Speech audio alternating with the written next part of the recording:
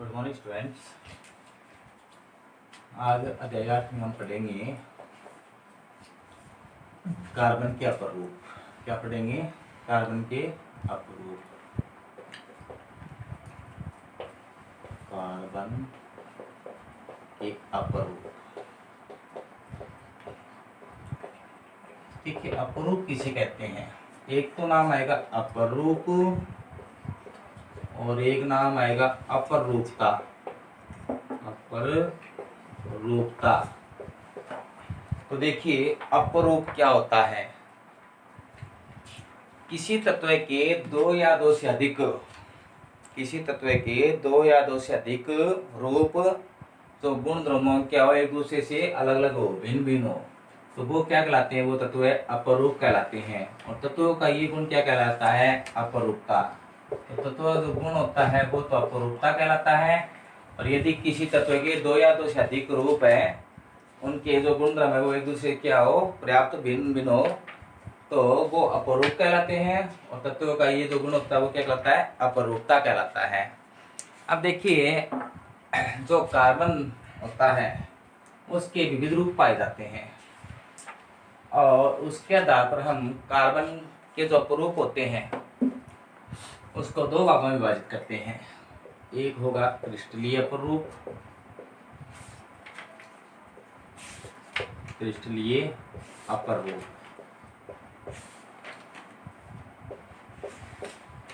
और एक होगा अक्रिस्टलीय अपरूप। तो देखिए, हमारे जो सिलेबस में है वो सिर्फ क्रिस्टलीय अपरूप है। तो क्रिस्टलीय जो अपरूप होता है उसको तीन भागों में विभाजित किया जाएगा। कितने भागों में? तीन भागों में। हीरा, ग्रेफाइट और फुलरिंग।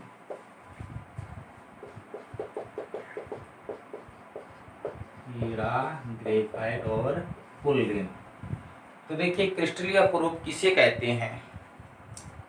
तो क्या बताया जाता है कि ऐसा अपरूप जिसमें कार्बन परमाणु एक निश्चित व्यवस्था में हो, एक निश्चित ज्यामिति में हो, तो वो अपरूप क्या कहलाता है? क्रिस्टलीय अपरूप कहलाता है। जिसके मध्य एक निश्चित, जिनके कार्बन के मध्य एक निश्चित कोण का निर्माण होता है, एक निश्चित बंद कोण का निर्माण होता है, वो रूप क्या कहलाते हैं? क्रिस्टलीय अपरूप कहलाते हैं। कि ऐसा अपरूप जिसमें कार्बन परमाणुओं के मध्य एक निश्चित व्यवस्था हो और उनके एक निश्चित ज्यामिति हो, तो वो क्या कहलाते हैं? क्रिस्टलीय अपरूप कहलाते हैं। और जिन अपरूपों के मध्य कार्बन के लिए, अर्थात कार्बन के मध्य निश्चित व्यवस्था या निश्चित ज्यामिति नहीं होती, वो क्या कहलाते हैं? अक्रिस्टलीय अपरूप कहलाते हैं। हमारे यहाँ पर हम अध्ययन करेंगे क्रिस्टलीय अपरूप के रूप में। तो क्रिस्टलीय जो अपरूप है उसको तीन भागों में विभाजित किया जाता है: हीरा, ग्रेफाइट, फुलरिंग। और इसी प्रकार अक्रिस्टलीय का उदाहरण देख सकते हो। जैसे हीरा है उसकी संरचना निश्चित होती है, ग्रेफाइट उसकी संरचना निश्चित होती है, फुलरिंग की भी निश्चित होती है। लेकिन जैसे अक्रिस्टलीय अपरूप का उदाहरण देखते हैं, इसका अक्रिस्टलीय अपरूप का, तो उसमें जैसे काजल है, तो काजल की कोई निश्चित व्यवस्था नहीं होती, कोई निश्चित ज्यामिति नहीं होती है। इसी प्रकार कोक है या कारकोल मान लीजिए, कारकोल के रूप में देखते हैं, तो इसकी भी कोई निश्चित संरचना नहीं होती है। तो देखिए, जिनकी निश्चित संरचना होती है वो क्रिस्टलीय होती है और जिनकी निश्चित संरचना नहीं होती वो कहते हैं अक्रिस्टलीय होते हैं। अब क्रिस्टलीय अपरूप में सबसे पहले देखते हैं हीरा। तो हीरे की जो संरचना होती है वो चतुष्फल की होती है। कैसी होती है? चतुष्फल की है। इसमें प्रत्येक जो कार्बन होगा वो चार अन्य कार्बन परमाणु से क्या होगा? संयोजित होता है। अर्थात प्रत्येक कार्बन की जो संयोजकता है वो अन्य चार कार्बन से क्या होती है? संयोजित होती है। इसलिए विद्युत के क्या होते हैं? कुचालक होते हैं। ठीक ना? एक तो पहली संरचना तो क्या बता दी हमने कि हीरे की जो संरचना होती है वो चतुष्फल की होती है। इसमें प्रत्येक जो कार्बन होता है वो अन्य चार कार्बन परमाणु से घिरा रहता है। दूसरी जो व्यवस्था है ये इसमें क्या बताया जाता है, जिसके कारण ये क्या होता है? कुचालक होता है। क्या होता है? हीरा कार्बन का कुचालक रूप होता है, मतलब इसमें विद्युत धारा का प्रवाह नहीं होता है। तीसरा, ये कार्बन का अतिशुद्ध रूप होता है। क्या होता है? ये कार्बन का अतिशुद्ध रूप है।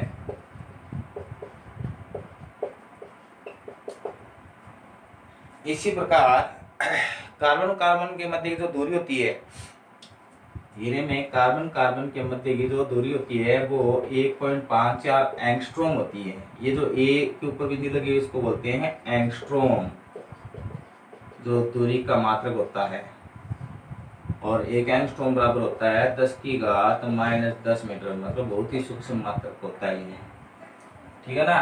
तो क्या बताया जाता है कि हीरे में कार्बन कार्बन के मध्य की जो दूरी होती है वो 1.54 एंगस्ट्रॉम होती है। हीरे में प्रत्येक कार्बन है वो सहसंयोजक बंध से जुड़ा होता है, जिसके कारण ये क्या होता है, अत्यधिक कठोर होता है। तो हीरा क्या होता है, अत्यधिक कठोर होता है। और प्रत्येक कार्बन किससे जुड़ा होता है, सहसंयोजक बंध से जुड़ा रहता है। कोयले की परतों पर चट्टानों का दाब बढ़ने से हीरा क्या हो जाता है, पारदर्शी होता है। तो हीरा कैसा होता है, पारदर्शी। किसके कारण होता है कि जो कोयले की चट्टानें होती है उसका जो दाब पड़ता है हीरे पर, उसके कारण ये क्या हो जाता है, पारदर्शी हो जाता है। तो ये हीरे से संबंधित आपके पास एक और महत्वपूर्ण बता देता हूँ। हीरे का जो गलनांक होता है वो ध्यान रखना कितना होता है, 3843 केल्विन। ये की क्या है, ताप का मात्रक होता है, जिसे क्या बोलते हैं, केल्विन। तो हीरे का जो गलनांक होता है, ठीक है ना, गलन की जो अवस्था होती है वो कितनी होती है, 3843 केल्विन होता है, ठीक है। अब हीरे के उपयोग, तो देखिए, एक तो जो कांच काटे जाते हैं, तो कांच काटने की जो मशीन होती है उसमें हीरे का उपयोग किया जाता है, कांच काटने की मशीन में।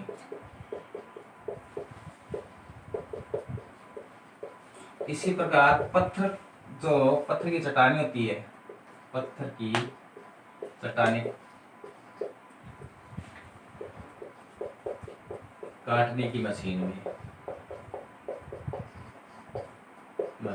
हीरे का उपयोग होता है। इसी प्रकार आभूषण बनाने में हीरे का उपयोग किया जाता है। किसमें, आभूषण बनाने में हीरे का उपयोग किया जाता है। और इसी प्रकार एक और होता है फोनोग्राम की सुई में। फोनोग्राम जानते होंगे शायद। देखिए, पहले जो ऑडियो रिकॉर्डिंग सुनी जाती थी, ब्लैक प्रकार की एक पट्टी होती थी, जैसे सीडी आपने देखी होगी, उसके ऊपर एक विशेष सुई को संयोजित किया जाता है, जो क्या करता है, उस ऑडियो पर जितने भी रिकॉर्डिंग साउंड है उनको क्या करता है, ध्वनि के रूप में परिवर्तित करता है। तो उस सुई को क्या कहते हैं, फोनोग्राम सुई। तो वो फोनोग्राम सुई किसकी सहायता से बनाई जाती है, हीरे के उपयोग से बनाई जाती है, हीरे की सहायता से बनाई जाती है। तो हीरे के उपयोग क्या क्या हो गए, एक तो कांच काटने की मशीन में, एक पत्थर की चट्टानें काटने की मशीन में, आभूषण बनाने में, और फोनोग्राम सुई में हीरे का उपयोग किया जाता है। इसी प्रकार देखिए ग्रेफाइट की जो संरचना होती है वो कैसी होती है, षटफल की होती है। दूसरा जो क्रिस्टलीय अपरूप है कार्बन का वो है ग्रेफाइट।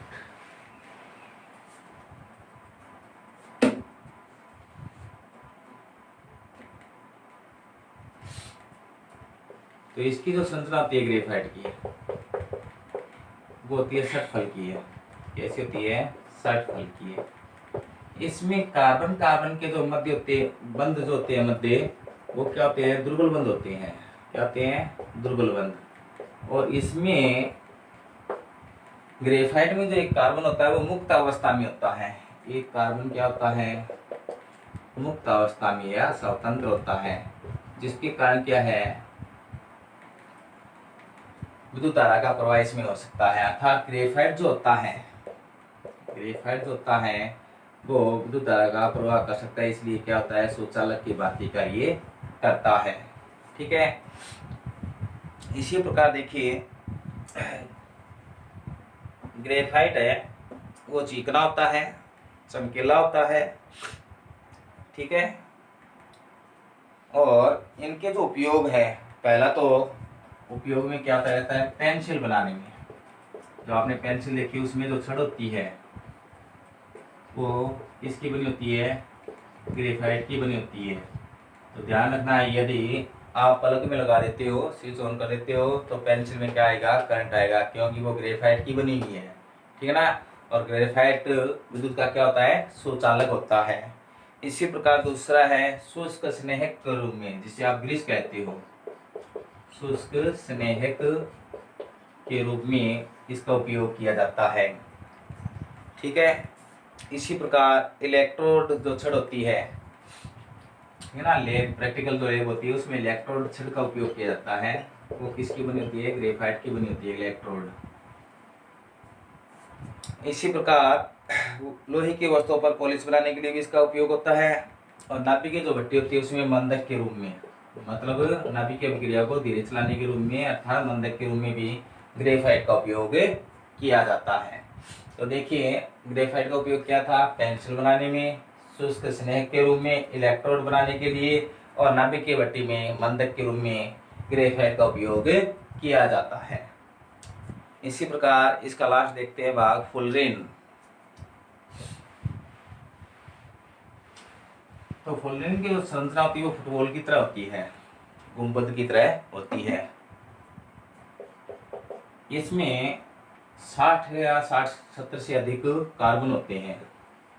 एक तो इसकी संरचना फुलरिन की कैसी होती है वो देखिए, तो फुटबॉल की तरह इसकी संरचना होती है, ठीक है। अब इसमें क्या बताया जाता है, इसमें अनेक कार्बन उपस्थित होते हैं। फुलरिन जो 60 होता है उसका स्थायित्व अधिक होता है, कौन सा, फुलरिन 60 का जो स्थायित्व होता है वो अधिक होता है। और इसका जो निर्माण किया था सबसे पहले, इसके बारे में जिसने बताया था वो था बकमिस्टर फुलरिन,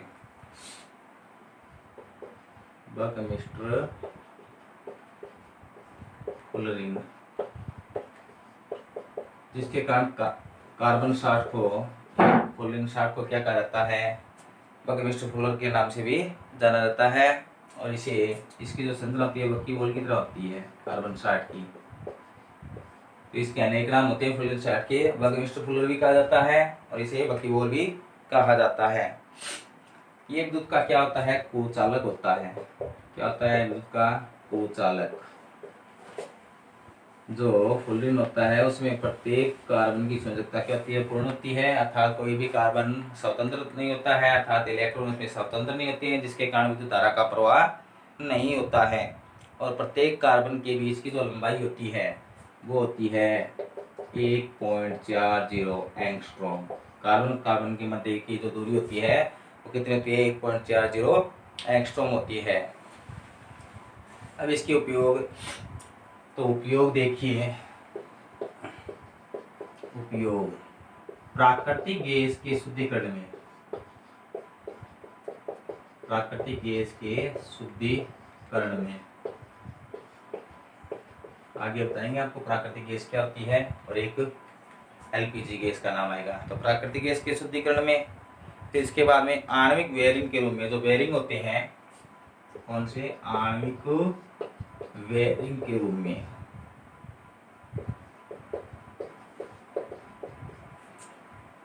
फुलरिन का उपयोग किया जाता है। अब देखिए इसके बाद में देखते हैं सीएनजी। तो ये क्रिस्टलीय अपरूप थे, हीरा, ग्रेफाइट, फुलरिन। इनके उपयोग महत्वपूर्ण पूछे जाते हैं और इनके गुण भी पूछे जाते हैं। अब देखते हैं सीएनजी।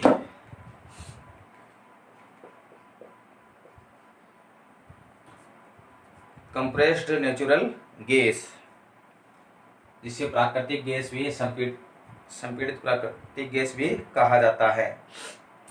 इसमें जो मुख्य घटक होता है सीएनजी में वो होता है मीथेन, और बाद में हाइड्रोकार्बन के परमाणु होते हैं इसमें। तो मुख्य घटक पूछेगा 1 नंबर में, तो सीएनजी में मुख्य घटक जो होता है वो कौन होता है, मीथेन, और कुछ अन्य हाइड्रोकार्बन होते हैं। सीएनजी में कार्बन की मात्रा क्या होती है, बहुत ही कम होती है। सीएनजी जो होती है गैस, उसमें कार्बन की मात्रा बहुत कम होती है, जिसके कारण क्या है, इससे धुआं नहीं निकलता है, धुआं रहित होती है, इससे धुआं बिल्कुल भी नहीं निकलता है, और अच्छी इसमें क्या है, ज्वाला प्राप्त होती है। अच्छा ईंधन के रूप में इसका उपयोग किया जा सकता है, ठीक है।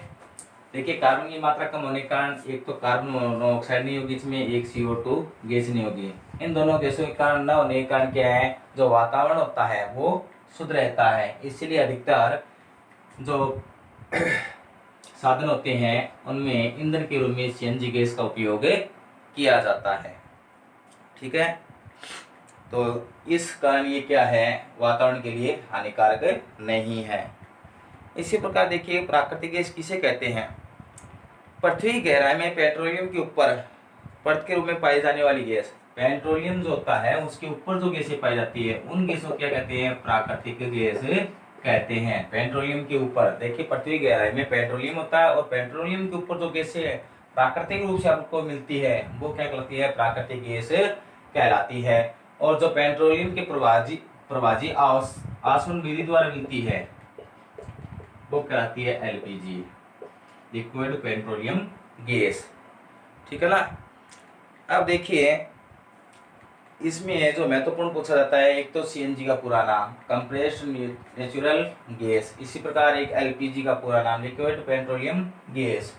और इसी प्रकार इसमें मुख्य घटक कौन होता है, मेथेन होता है।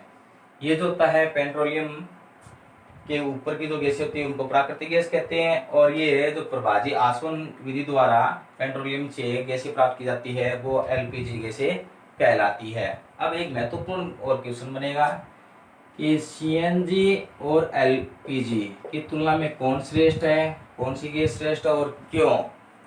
तो देखिए CNG गैस है LPG से भिन्न होती है, ठीक है ना। और LPG की तुलना में CNG अधिक सुरक्षित गैस है। CNG जो गैस है वो अधिक श्रेष्ठ है। क्यों है, क्योंकि ये एक तो क्या होती है, इसका रिसाव होते ही तुरंत पता चल जाता है, ठीक है ना। ये तुरंत क्या है, फैलती है हल्की होने के कारण।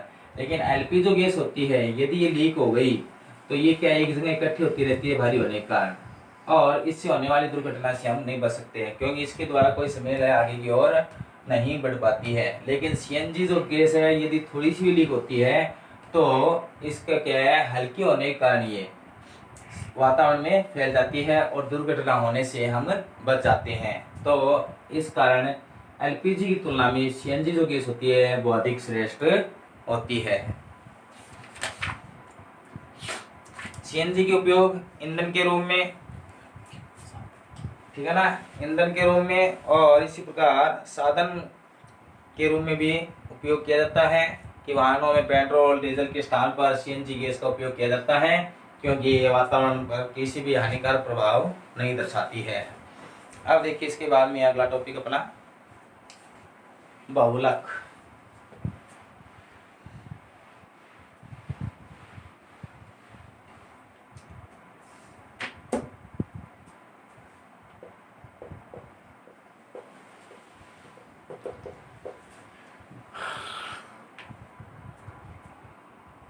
पर तो देखिए जब छोटे छोटे सरलतम अणु जो सरल अणु होते हैं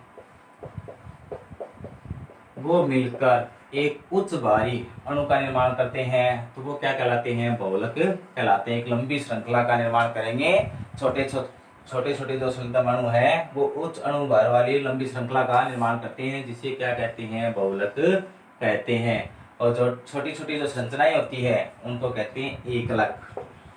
क्या कहते हैं, एकलक। जो छोटी छोटी कईयों से मिलकर बहुलक बनता है उन छोटी कईयों को क्या कहा जाता है, एकलक कहा जाता है।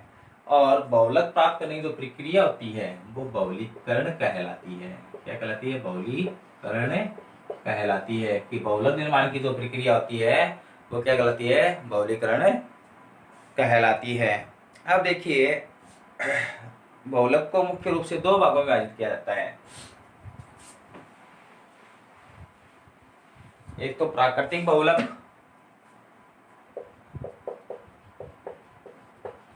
प्राकृतिक बहुलक, और एक कृत्रिम बहुलक। कृत्रिम या दूसरा नाम भी लेती है इसका संश्लेषित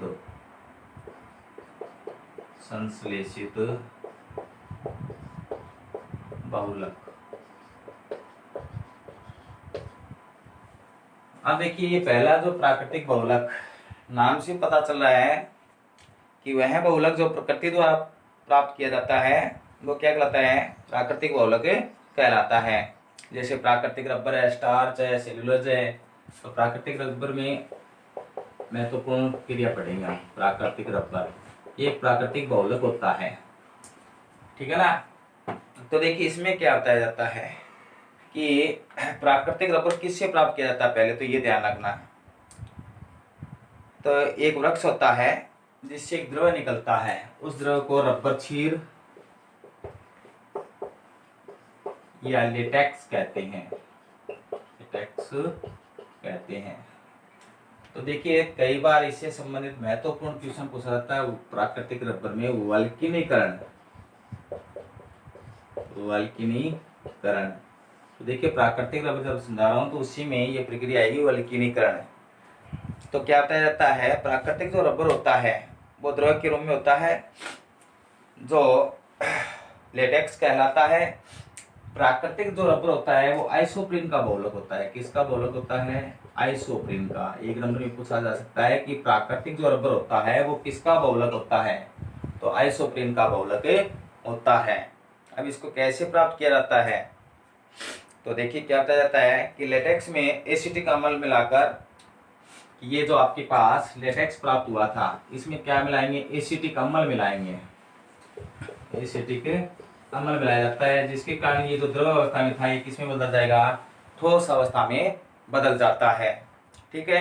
इस प्रकार का जो रबर होगा, देखिए एसिटिक अम्ल मिलाने के बाद में ठोस हो गया है, तो इस प्रकार का जो रबर होता है उसमें जो तन्यता का गुण होता है, इसका तन्यता का मतलब खिंचाव का, और एक प्रत्यास्थता का जो गुण होता है वो बहुत कम होता है, ठीक है। अर्थात इस प्रकार के रबर तुरंत टूट जाते हैं। अतः इनमें प्रत्यास्थता का गुण बढ़ाने के लिए, इनकी क्षमता को बढ़ाने के लिए इनको रबर को क्या किया जाता है, सल्फर के साथ गर्म किया जाता है। किसके साथ, सल्फर के साथ गर्म किया जाता है, जिसके कारण इसकी तन्यता और प्रत्यास्थता क्या हो जाती है, अधिक हो जाती है। और ये जो प्रक्रिया कहलाती है रबर की क्षमता बढ़ाने की, वो प्रक्रिया क्या कहलाती है, वल्कनीकरण कहलाती है। यदि पूछ लिया जाए वल्कनीकरण किसे कहते हैं, तो क्या बताया जाता है कि प्राकृतिक जो रबर होता है वो एक पेड़ के द्रव से प्राप्त किया जाता है। उस द्रव को क्या कहते हैं, रबर क्षीर या लेटेक्स कहते हैं। इस में एसिटिक अम्ल मिलाकर इसको ठोस में बदला जाता है, और इस प्रकार का जो रबर होगा वो क्या होता है, कम तन्यता वाला होता है, कम प्रत्यास्थता वाला गुण वाला होता है। लेकिन इसकी प्रत्यास्थता को या तन्यता को बढ़ाने के लिए इसे इस सल्फर के साथ गर्म कर दिया जाता है, जिससे इनकी तन्यता और प्रत्यास्थता की क्षमता बढ़ जाती है। और ये जो प्रक्रिया है क्षमता बढ़ाने की, वो प्रक्रिया क्या कहलाती है, वल्कनीकरण कहलाती है, ठीक है। अब इसके बाद में देखते हैं संश्लेषित बहुलक। तो सबसे पहले देखिए इसमें जो आपने भी देखा है प्राकृतिक बहुलक, तो ये किसका बहुलक होता है, प्राकृतिक रबर आइसोप्रीन का बहुलक होता है। तो उसका सूत्र बता देता हूं आपको, CH2 double bond CH CH2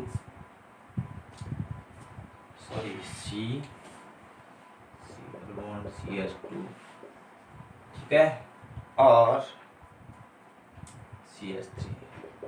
तो ये होता है आइसोप्रीन। क्या होता है, आइसोप्रीन। और इसके अनेक अणु ले लिए जाए, कितने, अनेक अणु यदि ले लिए जाए तो देखिए प्राकृतिक रबर का जो सूत्र होगा वो किस प्रकार बनेगा, ये आपके पास इसमें जो बन था CH2 डबल बॉन्ड, सॉरी यहाँ पर डबल बॉन्ड नहीं आएगा, CH2 CH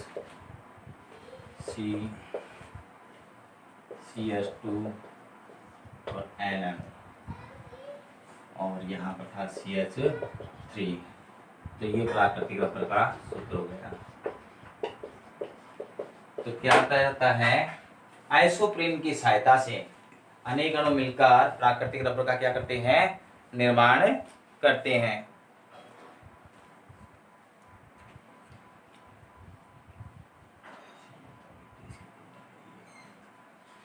अब इसके बाद देखते हैं अगला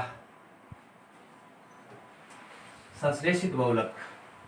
या कृत्रिम बहुलक, वे बहुलक जो मनुष्य द्वारा कृत्रिम विधियों द्वारा तैयार किए जाते हैं वो क्या कहलाते हैं? संश्लेषित या कृत्रिम बहुलक कहलाते हैं। ये अनेक प्रकार के होते हैं जिनके उपयोग पूछे जाते हैं, ठीक है ना।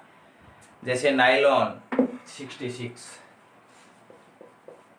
पहला कृत्रिम बहुलक पढ़ रहे हैं, नायलॉन 66। इसका महत्वपूर्ण जो उपयोग होता है वो साधनों के टायर बनाने में होता है। किसमें होता है? साधनों के टायर बनाने में होता है, ठीक है ना। फिर इसी प्रकार कपड़े, रेशे, रस्सियां आदि बनाने में भी नायलॉन 66 का उपयोग किया जाता है। इसके बाद में रियोन, तो देखिए दूसरा जो बहुलक होगा वो है रियोन। तो रियोन का जो उपयोग किया जाता है वो कहाँ पर किया जाता है? तो क्या बताया जाता है? वस्त्र, धागे, दरिया आदि बनाने में रियोन का उपयोग किया जाता है। अब इसके बाद में देखते हैं प्लास्टिक। तो देखिए प्लास्टिक से संबंधित जो चर्चा होगी वो अपनी अगली क्लास में होगी, ठीक है।